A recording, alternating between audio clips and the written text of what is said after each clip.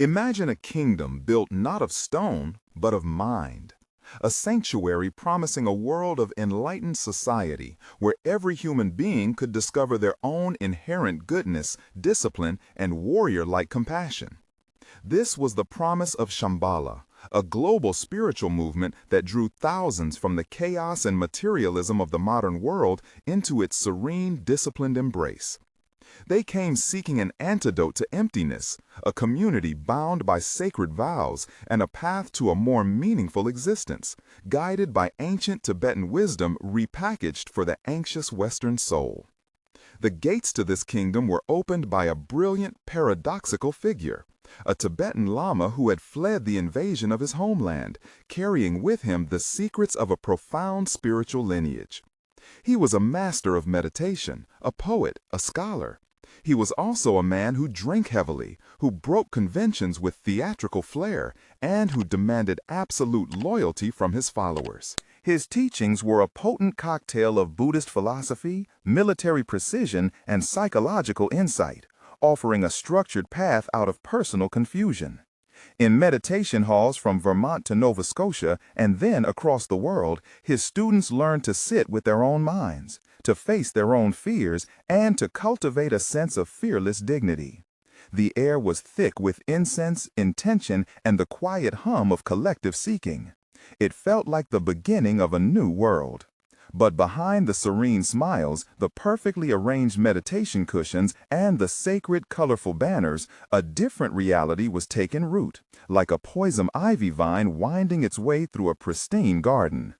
A shadow stretched long and deep, fed by the intoxicating power of unquestioning devotion and the magnetic charisma of a leader who blurred the lines between guru and tyrant, between sacred teaching and personal whim. Whispers of sexual misconduct were reframed as lessons in non-attachment. Acts of psychological cruelty were explained away as crazy wisdom, a radical method for shattering the student's ego.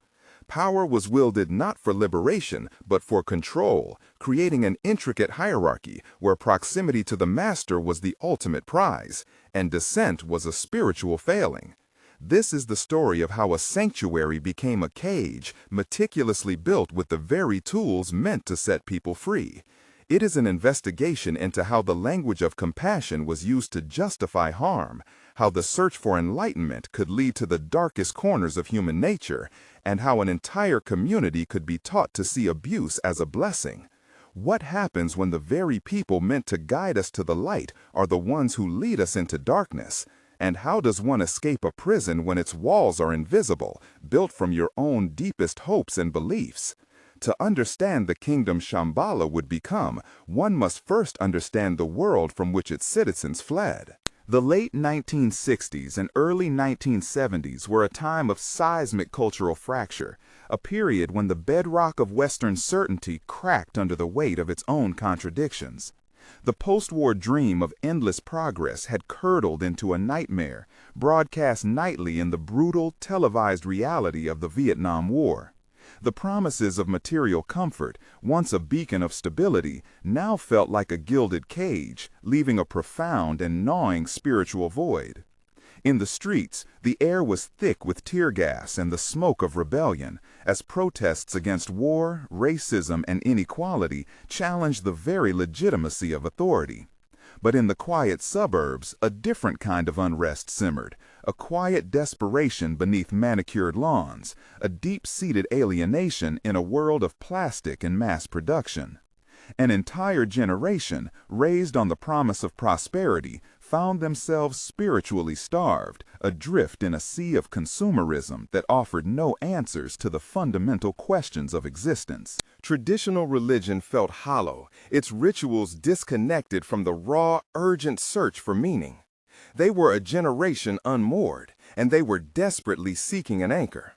It was into this landscape of disillusionment that a wave of new ideas swept from the East, carried on whispers of enlightenment and liberation. Ancient philosophies, once the domain of obscure academics, became beacons of hope for the disenfranchised. The teachings of Buddhism, in particular, offered a compelling alternative, a path inward, a science of the mind. a radical promise that salvation was not a gift from a distant God, but a potential to be awakened within oneself. It was a path of direct experience, not blind faith. Seekers journeyed to India and Nepal. Ashrams sprung up in the American countryside, and the scent of sandalwood mixed with the revolutionary fervor of the times. This spiritual marketplace was vibrant, but also chaotic, filled with fleeting fads and self-proclaimed gurus. The hunger was for something authentic, something with the weight of an unbroken lineage, a guide who could translate this ancient wisdom into a language they could understand and a practice they could live. And then Chögyam Trungpa arrived. He was not the serene, soft-spoken mystic many expected. He was a force of nature, a young, brilliant Tibetan Lama who had survived a harrowing escape from his homeland, who wore tailored suits as often as monastic robes, and who engaged with Western culture not as a detached observer, but as a sharply perceptive participant. He drank, he smoked, he married a young Englishwoman, and he spoke with a brutal, disarming honesty that cut through the spiritual platitudes of the day. For a generation that had learned to distrust polished authority, his raw, unconventional style was proof of his authenticity. He wasn't selling a gentle fantasy. He was offering a demanding, rigorous path he called the warrior's path. This wasn't about passivity or retreat. It was a challenge to face the world as it was, with all its chaos and pain, and to find one's own dignity and sanity in the middle of it. He taught that true fearlessness came not from avoiding fear, but from looking it directly in the eye. This was not an escape from life, but a radical, full-bodied engagement with it. And for thousands of lost souls, it was the most compelling invitation they had ever received. The first communities that sprang up around him were not tranquil, silent retreats. They were charged, dynamic spaces carved out of the American wilderness. Places like Tail of the Tiger in Vermont, later known as Karme Choling. Here, the air was thick with a potent mixture of intellectual fervor and raw physical discipline. Meditation wasn't a gentle escape into bliss. It was a confrontational practice. Students sat for hours on end, their bodies aching, their minds a storm of thoughts, facing their own boredom, their own chaos, with nothing but the unyielding discipline of their posture and their breath. Trungpa taught that this was the training ground for the warrior, learning to sit with profound discomfort, to not flinch from the raw, unfiltered reality of the present moment. This was the forge where sanity was hammered into shape, where fear was met not with avoidance, but with a steady, unwavering gaze. And within this intense environment, a powerful and dangerous idea began to take root. The concept of crazy wisdom. It was presented as a sacred, esoteric tradition, a path where the teacher's actions might seem erratic, shocking, or even immoral to an ordinary, unenlightened mind. But these actions, it was taught, were actually skillful means, a compassionate, surgical strike against the student's ego. And within this intense environment, a powerful and dangerous idea began to take root, the concept of crazy wisdom. It was presented as a sacred, esoteric tradition, a path where the teacher's actions might seem erratic, shocking, or even immoral to an ordinary, unenlightened mind. But these actions, it was taught, were actually skillful means, a compassionate, surgical strike against the student's ego. A sudden, piercing shout in the middle of a lecture, a deliberately confusing instruction, an act that shattered social norms, all could be framed as a profound lesson. A direct transmission of truth that bypassed the intellect entirely. This philosophy created a closed loop of logic, a perfect defense against any criticism. It provided a framework in which the guru was always right, his behavior a test of the student's devotion and spiritual maturity. To question him was to reveal your own ignorance, your own ego's resistance. The burden of interpretation fell entirely on the student, who was conditioned to see profundity even in the most disturbing behavior. But what happened next is even more surprising. Trungpa's vision began to expand beyond individual transformation. He started to speak not just of enlightened people, but of an enlightened society. This was the mythic kingdom of Shambhala, not a distant heavenly utopia, but a practical, tangible reality that could be built, here and now, on the principles of fearlessness and kindness. The mission was no longer just to save oneself, but to save the world. He established a court with himself as the monarch, the Chögyam, or earth protector. His followers were no longer just students, they were courtiers, ministers, and soldiers in a spiritual army, tasked with bringing dignity and sanity to a degraded world. The organization grew rapidly, acquiring property, establishing city centers, and creating a distinct, all-encompassing culture. It had its own flag, its own anthem, and its own military-inspired dress uniforms, blending Tibetan regalia with Western formal wear. A kingdom was being born, built on a promise of profound awakening, with a king whose authority was becoming absolute and divine. Within this meticulously constructed kingdom, devotion was the ultimate currency. To advance, one had to surrender, not just their time and money, but their critical judgment. The promise was intoxicating. To be an architect of a new world, a society that held the cure for the planet's deep-seated ills.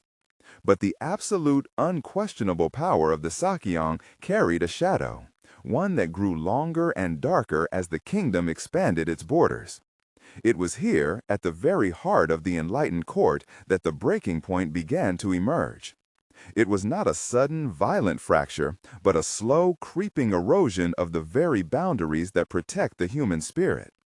Chögyam Trungpa's behavior became increasingly erratic, a public performance of spiritual rebellion that blurred the line between liberation and license.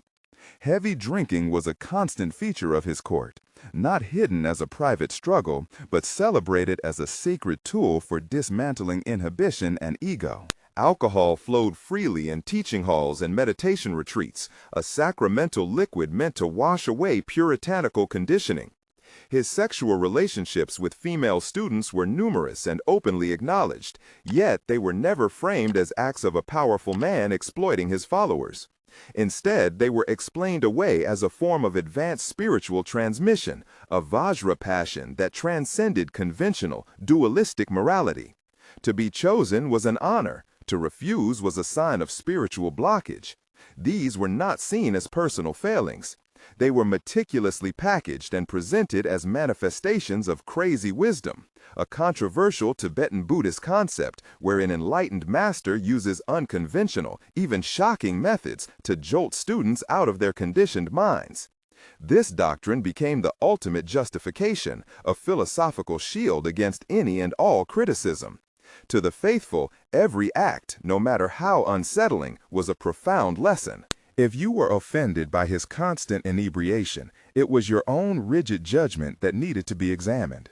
If you were disturbed by his sexual conduct with vulnerable students, it was your own attachment to worldly ethics that was holding you back. The guru was a mirror, and any ugliness you saw was merely a reflection of your own unenlightened mind. This doctrine created a closed, inescapable loop of logic. It weaponized introspection, turning a tool for self-awareness into an instrument of self-blame. Doubt was not a sign of a healthy, functioning conscience. It was a symptom of spiritual immaturity, a failure to grasp the profound teachings being offered. The ornate structure of the kingdom, with its rigid hierarchy and demands for absolute loyalty, amplified this dynamic to a terrifying degree. To question the king was to betray the entire kingdom, to sabotage the sacred mission of bringing sanity to the world. A profound and dangerous paradox was thus cemented into the very foundation of Shambhala. A community built on the public ideal of compassion was becoming structurally incapable of protecting its own members from the actions of its leader. The system was designed not to see the harm it was causing. Here begins the darkest part of the story. With the death of Chögyam Trungpa in 1987, the kingdom he built was left without its king. A void opened at the center of the mandala, a space once filled by a personality so immense it had become the organization's gravitational force. His followers were adrift, clinging to the structures he had left behind, structures that would soon be tested in the most horrifying way imaginable. Trungpa had named an American student Osel Tenzin as his regent and successor. To many, this was the logical continuation of the lineage, a bridge between Tibetan tradition and the Western mind. But this bridge was built on a foundation of absolute, unquestioning loyalty, a foundation that was about to crumble. In the late 1980s, a shadow fell over the community, a secret whispered in the halls of power but kept from the general membership. Osel Tenzin had contracted HIV. Yet, armed with the authority of the guru, he continued to engage in sexual relationships with students without disclosing his status. The sacred bond between teacher and student, already blurred by Trungpa's excesses, was now weaponized. It became a vector for disease. The silence of the institution was deafening. Internal leaders were aware of the situation, but the imperative to protect the lineage, to preserve the pristine image of Shambhala, outweighed the duty to protect its members. It was a catastrophic moral failure, culminating in the death of at least one follower from AIDS. The spiritual kingdom had its first martyr, not to enlightenment, but to the institution's own profound sickness. This crisis should have been a moment of reckoning. It should have shattered the illusion of infallibility. Instead, it became a scar tissue, a trauma that was covered over, not healed. After Tenzin's own death, the mantle of leadership passed to Trungpa's eldest son, Mipham Rinpoche, who was enthroned as the Sayong, or Earth Protector. This move solidified the dynastic monarchical model. The kingdom now had a new king, one who inherited not only his father's title, but also the very system of power that enabled such abuses. The court culture intensified. An inner circle, the Kusung, served as a royal guard, creating layers of access and enforcing a strict protocol around the Sayong. He was presented as a living embodiment of the teachings, a perfect being whose wisdom was beyond question.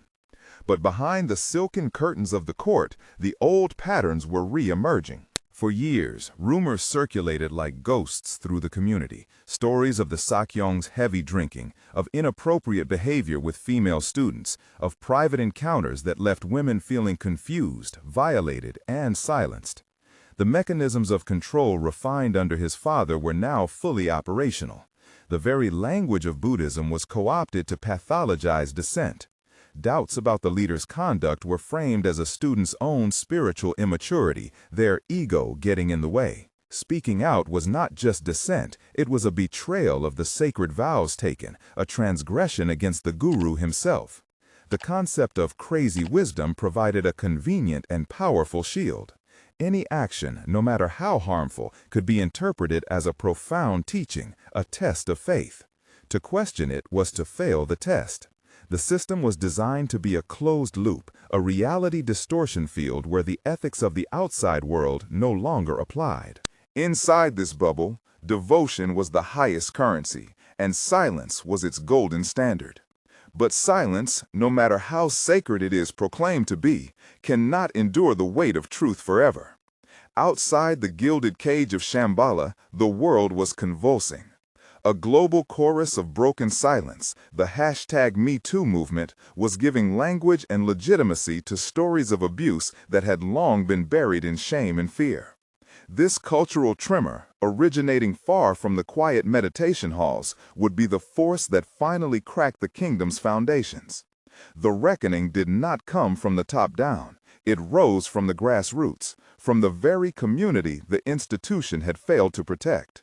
In 2018, the dam of secrets broke with the release of a report known as Project Sunshine. It was not an official document sanctioned by the leadership, but a painstaking archive of trauma, compiled independently by members and survivors. It was a digital samizdat, a collection of credible, chilling, and deeply personal accounts of sexual assault, psychological manipulation, and the systemic abuse of power by Chögyam Mipham Rinpoche and other high-ranking teachers. When the report went public, it was not a gentle awakening. It was a seismic shock, a detonation at the heart of the mandala. the carefully constructed reality shattered into a million pieces.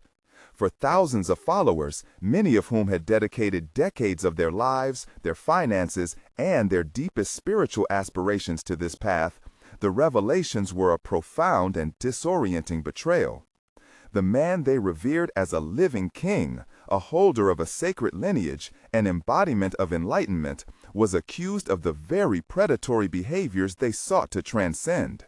The cognitive dissonance was unbearable. How could the source of their liberation also be the source of such profound harm?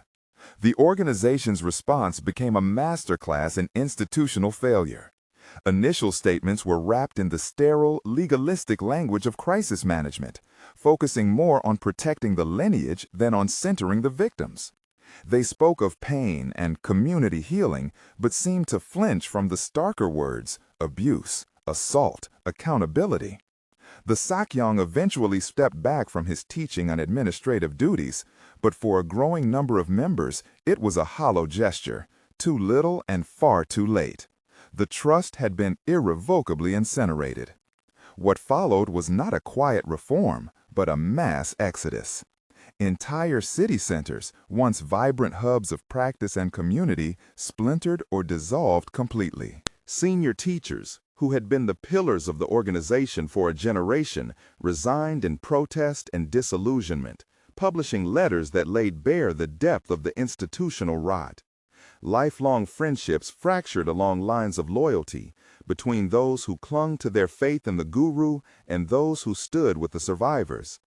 The promise of an enlightened society had collapsed under the weight of its own shadows, revealing a kingdom built not on wisdom, but on a carefully maintained silence. Behind the institutional collapse and the headlines of scandal are the quiet, individual stories of lives dismantled, of belief systems shattered like glass. Consider the story of a woman who arrived at a Shambhala center in her late 20s, carrying the amorphous anxieties of a generation adrift in a world that felt loud, chaotic, and devoid of meaning. Here she found not just a practice, but a world, a language of basic goodness that soothed her deepest insecurities, and a structured path that promised clarity. The community felt like the family she had chosen, a sanctuary of shared purpose. For 15 years, this world was her foundation. She volunteered to clean the shrine room, donated money she could barely spare, and spent countless hours on the meditation cushion, her posture slowly straightening, her mind, she believed, slowly clearing. She learned to reframe her own critical thoughts as obstacles on the path, manifestations of an untamed ego. When a visiting teacher cornered her after a talk, his words uncomfortably personal and his gaze lingering too long, she was told by a senior student that this was a test of her attachment to conventional norms. When she heard whispers about the Sakyong's lavish lifestyle, the fine wines, the luxury travel, she was reminded that the guru's world operates on a different plane, and that to judge it was the ultimate spiritual pitfall. She polished the silence, just as she polished the shrine furniture, believing it was an act of devotion. The community was a warm, enveloping light, and she couldn't bear the thought of the cold darkness outside it. Then the report landed in her inbox like a digital bomb. She read the stories late into the night, the glow of the screen illuminating her disbelief. One after another, the accounts detailed the same pattern she had witnessed and ignored. The same spiritual language used to justify coercion. The same justifications for boundary crossing. The same veiled threats she had learned to internalize. The betrayal was not just in the actions of one man, it was in the complicity of the entire structure she had called home. Her chosen family was now a room full of strangers. She attended one last community meeting, a gathering thick with grief and rage. She watched lifelong friends turn on each other, one side clinging to faith, quoting scripture to defend the indefensible, the other side weeping in shared disillusionment. The language of compassion was weaponized, and the air crackled with the sound of 1,000 invisible fractures. A few days later, she walked back into the meditation hall she had helped maintain for over a decade. The smell of incense, once comforting, now seemed cloying, a perfume masking decay.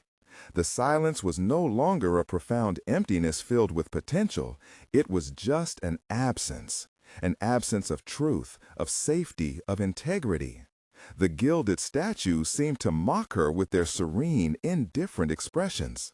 There was no grand confrontation, no dramatic exit. She simply stood up, walked out the door into the cold night air, and didn't look back, stepping into a world that was suddenly vast and terrifying, but for the first time in years was undeniably real. The path ahead was empty, a void where a kingdom once stood. What happens when the map to enlightenment leads to a dead end? When the promised kingdom is revealed to be a prison of mirrors, reflecting back not our basic goodness, but our deepest vulnerabilities. The story of Shambhala is not merely the chronicle of a failed spiritual experiment. It is a profound and painful parable about the human search for meaning in a world that often feels fractured and hollow.